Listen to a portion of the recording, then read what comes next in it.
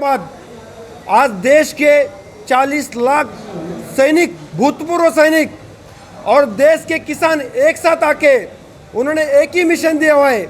अब की बार 400 पार, जय जवान जय किसान का सरकार।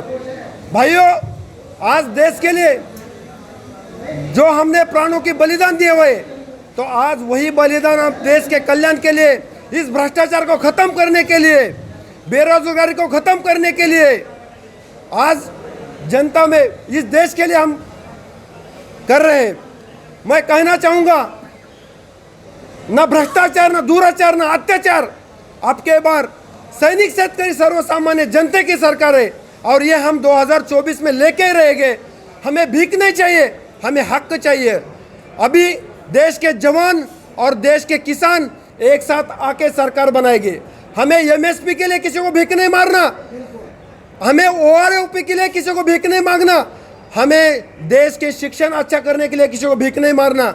हमें आज सिर्फ देश की अच्छा शिक्षा, अच्छा आरोग्य, सर्वसामान्य को न्याय देने के लिए इस देश के 40 लाख सैनिक और 5 करोड़ सैनिक परिवार और देश के किसान रास्ते पे आए हुए, और ये हम संकल्प आज ले रहे। आज हमारा दूसरा राष्ट्रीय अधिवेशन था, तो इस अधिवेशन के माध्यम से मैं कहना चाहूँगा, हिंदुस्तान के हर जवान को कहना चाहूँगा, मैं हिंदुस्तान को हर नागरिक को कहना चाहूँगा, अभी नहीं भ्रष्टाचारी चलेगा, ना अभी मंदिर चलेगा, ना मस्जिद चलेगा, अभी चलेगा सिर्फ विकास विकास विकास। तो आने वाले मुफ्त शासन हमें देना है। जय हिंद। किस नाम को, क्या नाम रखा गया आज आपकी कमेटी के द्वारा? जो भी नाम रहेगा वो उसका जय जवान जय किसान से ताल्लुक रहेगा, क्योंकि देश के सैनिक, जवान और आवाम, ये तीनों को हम जोड़ के नाम रखेंगे। वो अभी फाइनलाइज नहीं किया, तो हम जो जवानों का और किसानों का मिला के एक राष्ट्रीय कमेटी गठित कर रहे हैं। वो कमेटी गठित करने के बाद वो नाम हम सूचित किया जाएगा उसका। कितनी सीटों पर आप चुनाव लड़ेंगे? हम देश के पूरे सीटों के 545 सीट पे चुनाव लड़ने जा रहे हैं। उसमें से हम 400 सीट कंफर्म हम जीत जाएंगे। क्या मानते हैं इतने कम समय में जो आपकी तैयारी है, आप जितनी सीटें बता रहे हैं वो जीत पाएंगे? आराम से जीत जाएंगे, उसमें कोई नहीं है, क्योंकि हमारे पास वोट बैंक है। जवान और किसान इस देश के असली नायक, जो देश की रक्षा करता है वो बॉर्डर पे मर रहा है, जो देश का अन्न पुरोता है वो खेत में मर रहा है। तो हमारे पास वोट तो हम 400 पर के 1000 सीट होने के बाद भी हम मिलने के बाद तो हम आ सकता है आराम से। तो ये कौन सी बड़ी बात है?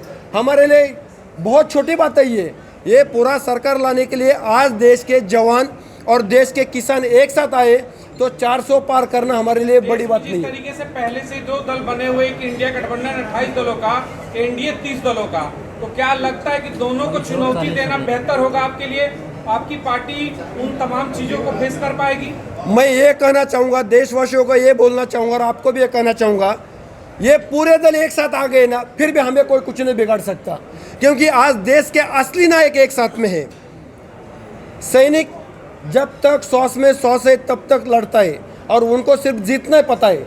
आपने देखा होगा 99 में कारगिल के समय पे टाइगर हिल पे पाकिस्तानी बैठे थे, हमारे से 1000 मीटर पे ऊपर बैठे थे, 5353 पे बैठे थे, पर मेरे देश के जाबाज जवानों को हमारे अधिकारियों ने आदेश दिया, इस मातृभूमि के सपूतों को आदेश दिया, आपको ये टाइगर हिल लेनी है। हजारों जवानों ने बलिदान दिया, आखिर टाइगर हिल लिया। वैसा हम 2024 का हम इलेक्शन जीत के रहेंगे।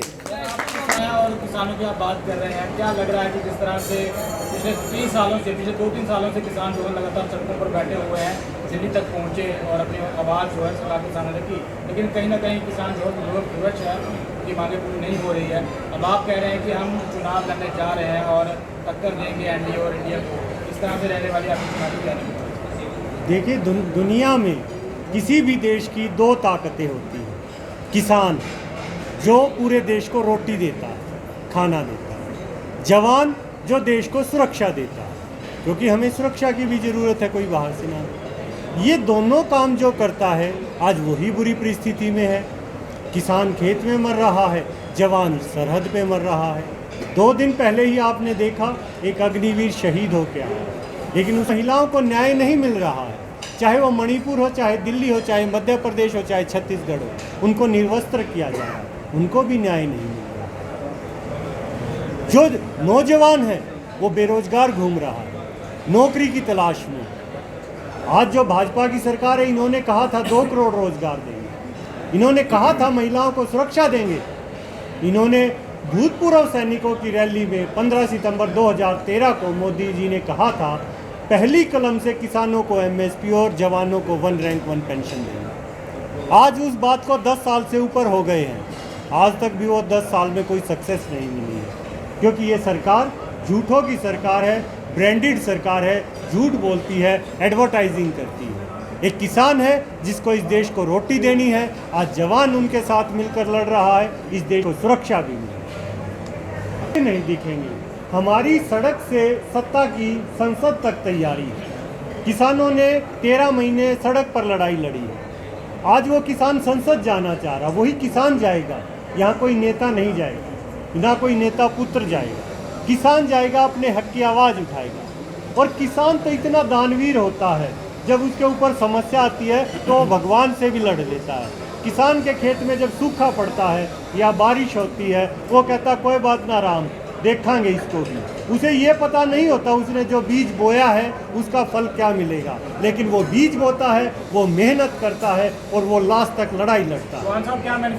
देश में जो मैनिफेस्टो है, सबसे मैंडेटरी शिक्षा, स्वास्थ्य, रोजगार, 3 मूलभूत सुविधाएं हैं। जैसे कि हमारे अंकुश जरूरत है देश में अच्छी शिक्षा, इक्वल जो है एक जैसी शिक्षा, नेताओं को फ्री की चाहिए, जो कि नहीं नेताओं को फ्री की हाँ, चाहिए। इनको तो फ्री का ही सब कुछ चाहिए पूरा देश। क्यों चाहिए फिर उसको? जनता को चाहिए कि नेताओं को चाहिए? उनको आदतें पड़ चुकी हैं, देश का खून चूसने की आदत पड़ चुकी है। आज ज़रूरत है, हमारी कोई ज़रूरत नहीं थी नेता बनने की, आज इस महाभारती को ज़रूरत है अच्छे लोगों को आने की। अभी एक साथी ने सवाल किया था कि क्या पता इसके आपकी सरकार बन जाए, उसके बाद में भी किसान और जवान सड़कों पर हैं। देखिए, ये जो वर्दी है, आज इस वर्दी को पूरा देश विश्वास करता है।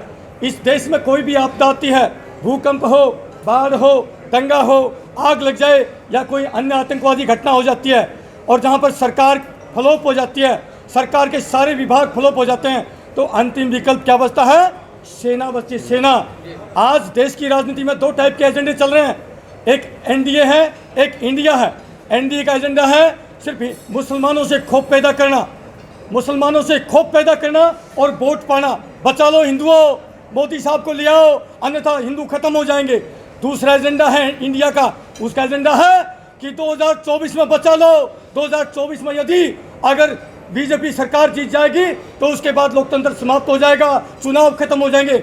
ये एजेंडे सेट किए जाते हैं, ये 2 एजेंडे हैं। मैं पूरे देश के अपने किसानों से, मजदूरों से, गरीबों से अपील करना चाहता हूँ, हमारे पास धन बल नहीं है, हमारे पास आपकी शक्ति है, आपका जो हमारे सैनिकों के प्रति अटूट विश्वास है, प्यार है। जिस प्रकार से आप कहते हो, हे फौजी भाइयों आप सीमाओं पर खड़े हैं तब हम सुरक्षित हैं, वही ताकत आपका हमारे प्रति जो विश्वास है वही ताकत है हमारी। हम उसी ताकत के ऊपर हिम्मत जुटाई है और हमें पूरा यकीन है, एक तरफ इनका अरबों खरबों पैसा और एक तरफ पूरी जनता का प्यार और विश्वास। 400 करोड़ रुपया खर्च करेंगी, आप बिना पैसे खर्च। मैं कहता हूं साहब, इनका अरबों खरबों एक तरफ धरा रह जाएगा और यहाँ पर जनता का प्यार, क्योंकि हम जनता के विश्वास जो हमारे प्रति विश्वास है उसके दम पर जा रहे हैं। हम अपने भाइयों के दम पर, अपने माता पिताओं का है, सैनिक गरीब किसान मजदूर का बेटा होता है।